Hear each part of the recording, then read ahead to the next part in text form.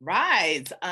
Great to be here with you today for lunch. And today we have with us Urvi Cowan, who is with TestRocker. She's the founding family of TestRocker, and she also does a lot on the business side as well. But we are here to talk about testing, getting prepared to be admitted to K through 12 independent schools, specialized schools, and even college. So I want to introduce you to Urvi. Thanks for being with us today. Thanks for having me, Gina. TestRocker has been around for about 6 years. It is based on the pedagogy of a teacher who has been an educator for 18 years, expertise mainly in standardized testing, but her background is in math and English. Her name is Suniti Mathur. She is my mom. Yeah. And we started out as a family business originally. Basically wanted to take her teaching and give it legs and be able to be accessible by families all over the world. So fast forward to today, we have students in 40 countries who use our online programs to prepare. Within New York area, we actually work with a lot of private schools, public schools, charter schools, foundations, and we have a big footprint in this area as well. So Suniti actually used to live in Singapore, and in the last year, we've been very lucky to have her move to New York City, mostly to be with her grandchildren, but also she wants to, impact the New York City world when it comes to these standardized tests. So it is an online program as well as in-person classes. And we have recently launched more in-person classes in New York City. One of the things that I want to start off with is the benefit of preparing early for testing. It's never too early because these specialized schools, our independent schools, are using testing, particularly for some of the older kids, as a way of determining the capacity to learn, right? So there's pretty much no way around this test prep arena if you are serious about education and moving even on to higher education. But sometimes we hear, oh, it's a little too early. You don't have to worry about that as a middle schooler thinking about the PSAT or what have you. What are the benefits of just starting early? Yeah, so just, a background in terms of why people, in particular schools, are probably, saying don't start too early. And I understand it from their perspective is that they want you to be focused, number one, on academics, right? So what you're learning inside school. And even though I'm a test prep company, I do believe that academics should always come first. What happens in a lot of this test prep system is that it becomes a game, and people can almost become obsessive about it and they can't stop. And so what happens is they end up ignoring some of their in-school academics. And that's why, understandably so, sometimes schools will say, don't worry about this until later. However, these tests are a part of our reality. And in a way, it is a game that has to be figured out. We have to learn how to play it, and we have to learn how to master it. So if the test wasn't important, my business wouldn't exist today, and we could all just go to school and go to college and, all be happy. But unfortunately, the number of students who apply to universities and in New York City in high schools every year is so large that there has to be a way to compare student A to student B to student C. So the only way to do this is by looking at standardized tests, because different schools have different education rigor, different types of classes that they offer. So Gina, whatever you learned in school is different from what I learned, right? So we can't really compare that apples to apples. The only thing we can compare is some sort of a standardized test score. And so that's the reality, that we have to take these tests. Now, if a student comes to me and they're in 5th grade and they say they want to prepare for the SAT, I'm going to say it's too early. And the reason why it's too early is because they haven't learned a lot of the stuff that they're going to be tested for. However, when students come to me in 7th or 8th grade and they want to start preparing for the PSAT, which is a test that they most likely have to take, that makes sense to me, because they're learning a lot of the fundamentals in 7th and 8th grade that are going to ultimately be tested for on the PSAT. So when there is some synergy in terms of what they're learning academically and what they're going to be tested for, it makes sense to prepare and just solidify those concepts that you're being tested. that you're going to be tested for. Now, you know, if you haven't studied geometry yet, you don't need to prepare for the geometry portion of, say, the PSAT or the SAT, but there are other things such as reading comprehension, writing, that you can be working on. So I don't believe in throwing all my students into the deep end from the beginning. I figure out what they're weak at, what they've learned in school so far, and then come up with a targeted plan for them based on what they have learned. You know, when it, you know, we're going to bounce around a bit between all these different tests, but what we're talking about, I'm about to break into all of the acronyms. I think yeah, there are a lot of tests. Right. We can go into them, but you know, one of my points is, like, if you're going to be taking the SAT in 11th grade, the things that you're being tested for in 11th grade are things that you actually learned much earlier. So fundamentals of geometry, fundamentals of algebra, those are all things that you're learning earlier. There's no possible way that you're going to retain everything that you learned in 7th, 8th, 9th grade all the way through to 11th grade. So it's better to actually target in early and learn everything for the test, for that topic that you just learned in school, learn it for the test as well. So that's why there are a lot of different strategies in terms of how to get prepared effectively. The earlier you start, the more time you have to get through it all. There's a lot of content on all of these tests that we're going to talk about, a lot of different things that are being tested for, and every single test is different from what you're being tested for in school in terms of the format of the test, the types of questions that you get. Every time I have a student take a diagnostic test, they're just like, I have never seen this question in this way. And I'm like, well, did you realize that they're actually asking you something that you learned in school? But the way they're asking you is really weird. So you do have to prepare. It's not even an option anymore. You have to prepare, and how early you can do it depends on the type of, you know, prep method that you pick and who you choose to work with. So TestRocker prepares students for what tests? Let's run them down, acronyms, and what area of education it targets. Yeah, so we start as low as for 7th graders who are going to be taking the SSAT or the ISEE or the SHSAT. Those are the three main high school entrance exams in the New York City area. There's also the PSAT, which is used in some high schools, but most popular ones are SSAT, ISEE, and SHSAT. Now, of those three, the easiest one to explain is SHSAT. That one is... Sounds harder to say, though. Yeah, the hardest one to say is the easiest one to explain. So the SHSAT is the Specialized High School Standardized Admissions Test. I don't even know if that's the right exact acronym. I think you got it. I think you got it.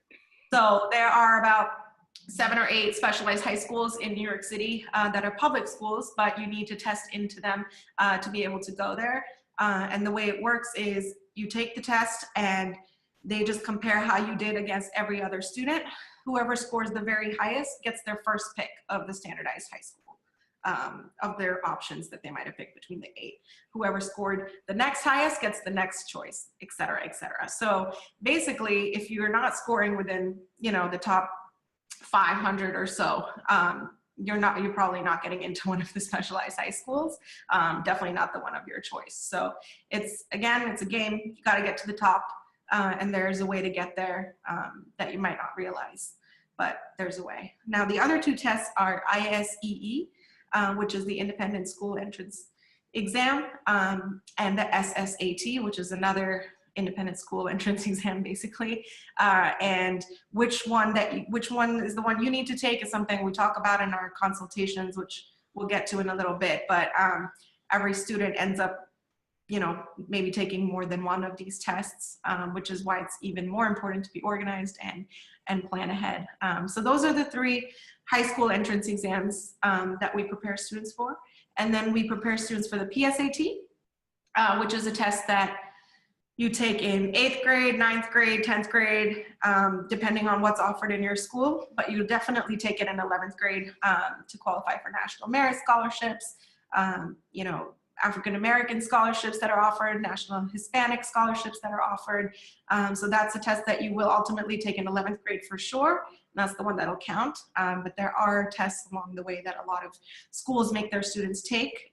So the PSAT 9 or the PSAT 10th grade, schools will look at those scores, the high schools. It doesn't go to universities. The high schools will look at those scores to see, you know, where you're tracking what kind of AP classes you might be good at or suited for, et cetera. So they do matter. If the tests didn't matter, you wouldn't be taking them. So if it's offered in your school and you're taking it, you should prepare for it. And then the other two are college entrance exams.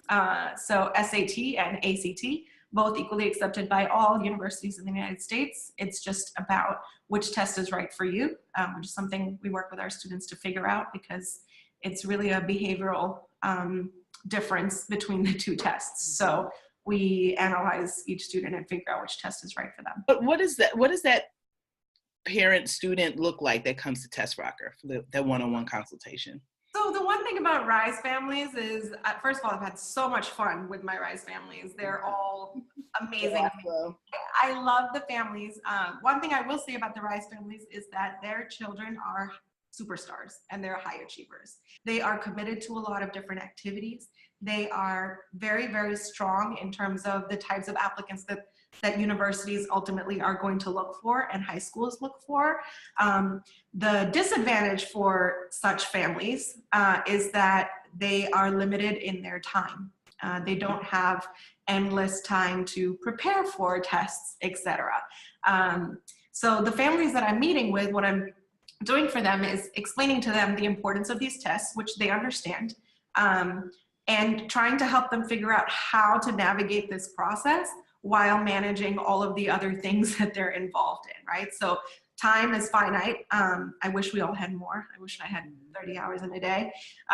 But you know, at the end of the day, we have to prioritize these tests, because you can be the best swimmer and the best dancer and the best, you know, coder, et cetera. But if you're not academically strong and you're not getting those standardized test scores up, none of those other things matter. And the first thing I tell families is, you know, you are sending in an application, whether it's for high school or college, and that application is going to be 10, 20, maybe 30 pages long.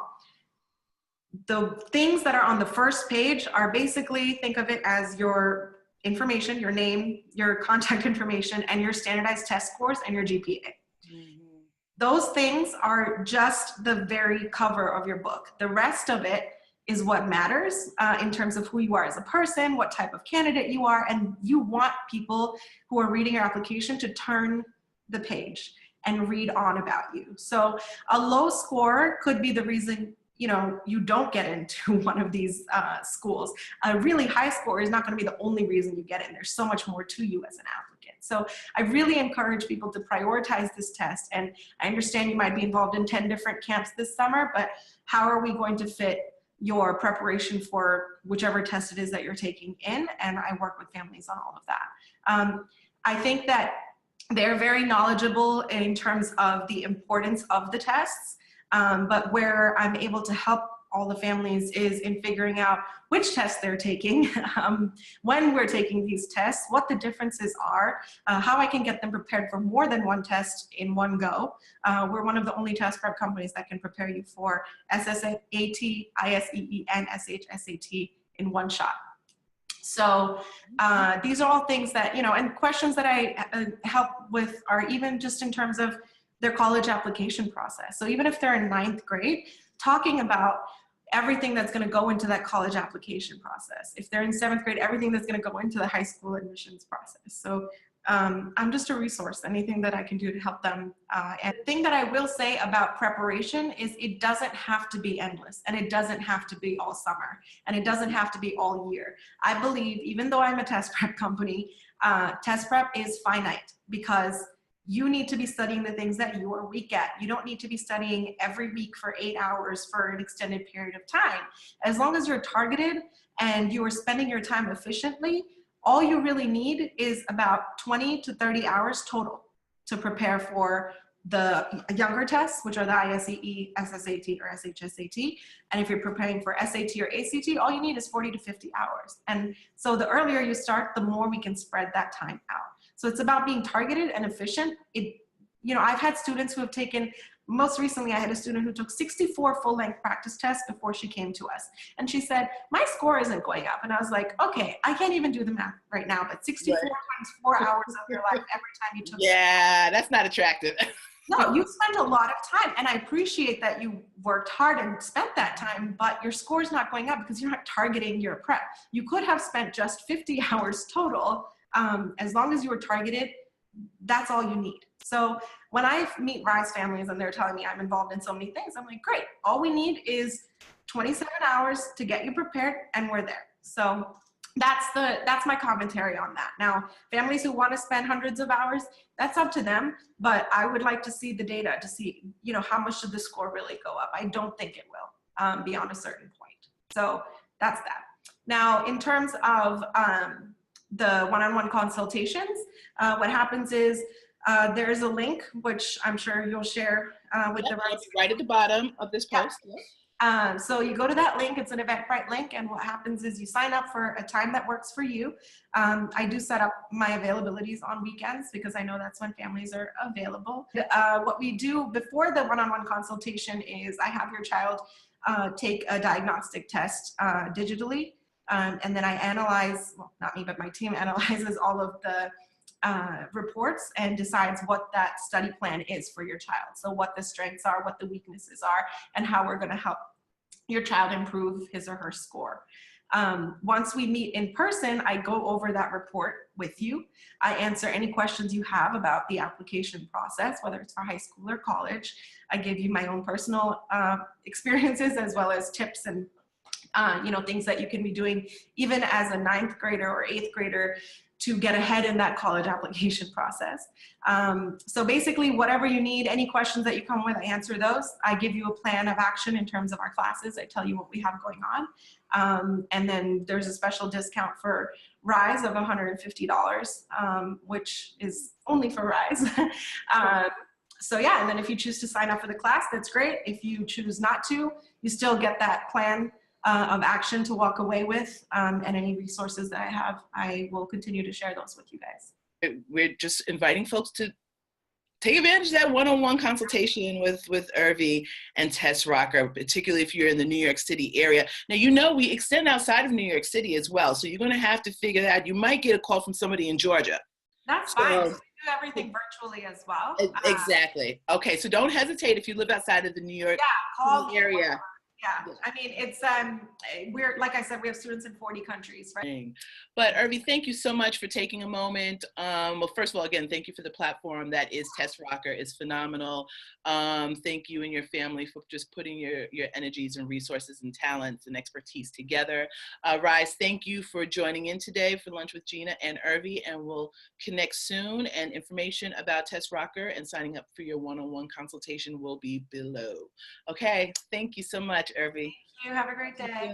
Bye. You too. Bye-bye.